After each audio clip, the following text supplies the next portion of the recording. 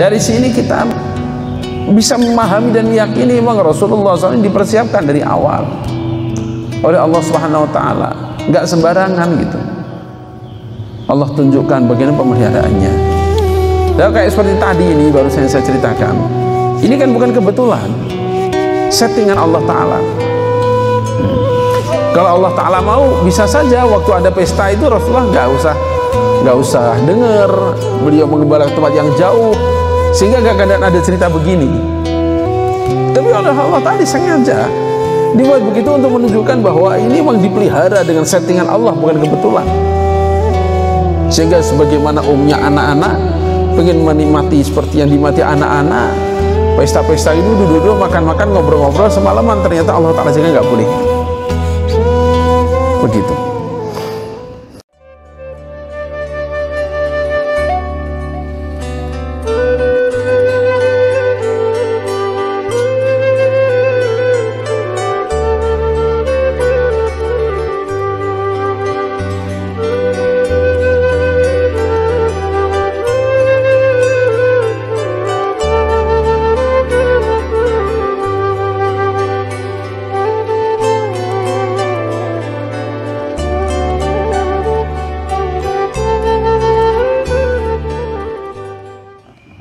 Kemudian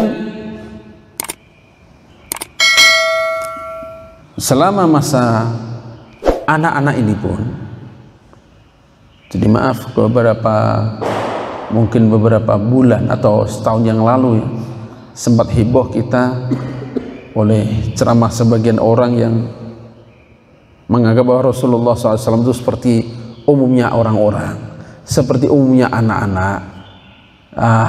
Sampai waktu itu bahasa Jawa ya, memang di Surabaya kejadiannya itu. Andaikan waktu itu ada jambu, saya yakin Muhammad juga ikut-ikut nyuri jambu itu. Sampai ngomong begitu. Muhammad tuh waktu kecilnya juga wajahnya tuh suka masih tersisa liur, kemudian belek gitu. Seperti anak-anak umumnya, nggak usah berlebihan. Na'udzubillah min dzalik. Itu sudah ada penghinaannya sebenarnya di situ.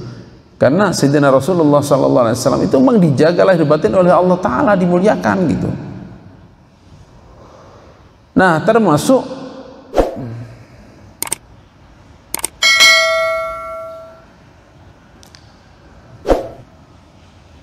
firman Allah wajadaka dhallan fahada, itu nggak mungkin diterjemahkan bahwa Rasulullah pernah sesat lalu diberi hidayah, nggak pernah. Karena sejak kecil sudah Allah Ta'ala jaga.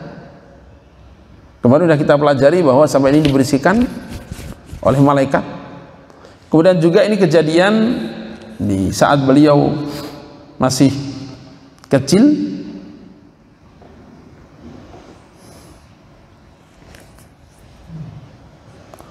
Bahwa Rasulullah SAW sampaikan, saya nggak pernah dari kecil makan daging sembelihan untuk korban berhala, nggak pernah. Zaman itu kan biasa seperti yang dulu pernah kita bahas juga, bahwa orang korban itu atas nama Lata, atas nama Uzza, begitu, Hubal, Manat dan sebagainya. Saya nggak pernah makan itu seumur hidup. Dan juga saya nggak pernah ikut acara-acara mereka, kecuali 2 kali, itu pun Allah Ta'ala jaga saya. Rasulullah langsung ceritakan begitu.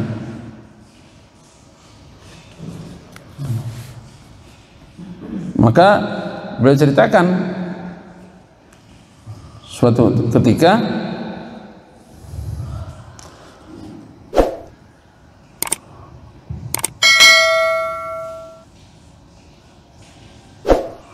saya bilang pada teman saya, tolong ya untuk malam ini saya titip domba saya. Saya mau mengembala itu kan di luar kota. Saya titip domba saya akan ikut ada acara itu rame-rame di situ. Kalau biasa kita ada pesta di situ. Oh iya, tenang. Saya jaga aja, silakan. Gabung dengan mereka rame-rame lah, kamu kan jarang. Maka Rasulullah menceritakan, saya pun pergi. Kemudian aku mendekati orang-orang pada ramai di situ, mulai terdengar suara musik. Aku tanya, ada apa ini? Pesta pernikahan. Pesta pernikahan. Menarik juga ini. Beliau ceritakan, maka saya pun duduk di situ. Begitu duduk, langsung Allah Ta'ala tidurkan mata saya, tertidur lelap, nggak dengar apapun, nggak mengikut acara apapun, bangun-bangun sudah panas keesokan harinya. Ini malam ini. Namanya acara pesta kan kebanyakan semalam suntuk begitu, bersenang-senang nggak karuan begitu. Begitu saya tiba di situ, Allah dudukkan saya, tidurkan, dan bangun-bangun tatkala kena sengatan panas matahari sendirian, sudah sepi, nggak ada siapa-siapa. Itu kejadiannya. Maka penasaran saya. Besok harinya saya penasaran, berangkat lagi. Kejadian lagi terulang begitu. Itu 2 kali saya mau ikut acara pesta orang jahiliyah, Allah Ta'ala jaga saya. Itu kata Rasulullah SAW. Bahkan pernah ada yang mengajak begitu untuk mendekati berhala, nampak langsung satu sosok besar itu menghalangi beliau dari pendekat. Gak usah nyembah, dekat aja dihalangi oleh sosok besar, ya mungkin malaikat begitu. Dari sini kita bisa memahami dan meyakini memang Rasulullah SAW dipersiapkan dari awal oleh Allah Subhanahu Wa Taala, nggak sembarangan gitu. Allah tunjukkan bagaimana pemeliharaannya. Kayak seperti tadi ini baru saya ceritakan. Ini kan bukan kebetulan, settingan Allah Ta'ala. Kalau Allah Ta'ala mau, bisa saja waktu ada pesta itu Rasulullah nggak usah dengar, beliau mengembala ke tempat yang jauh, sehingga nggak ada cerita begini.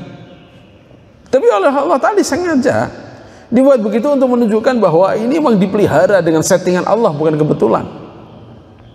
Sehingga sebagaimana umumnya anak-anak pengen menikmati seperti yang dinikmati anak-anak, pesta-pesta itu duduk-duduk, makan-makan, ngobrol-ngobrol semalaman, ternyata Allah Ta'ala juga nggak boleh begitu. Kemudian kejadian pendeta Buhaira, ini kejadian terkenal nih.